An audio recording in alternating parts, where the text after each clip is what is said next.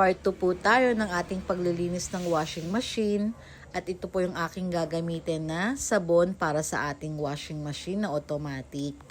Kapag first time niyo po maglilinis, kailangan po 3 sachet po yung gagamitin natin para mas effective po. Ang paglalagay naman po ng tubig ay nasa maximum level. Ngayon, pag meron na po siyang tubig, iset nyo lang po yung inyong washing machine for 2 minutes or 5 minutes.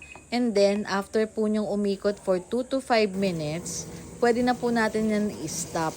Pag stop na po natin, iiwan naman po natin siya for 5 to 8 hours para nakababad lang po yung tubig na may sabon sa kanya.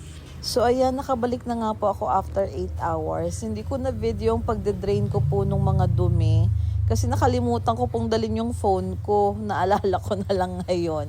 So ayan, pero kitang-kita nyo naman po, di ba parang bagong-bago po ulit yung aming automatic washing machine. Malinis na po lahat, yung filter tub, tapos po yung pinaka-aluminum niya or stainless po niya, ang kintab na po ulit. So talagang parang bagong-bago po siya ulit. At pinaka-importante po sa akin, mabango na po ang kanyang loob.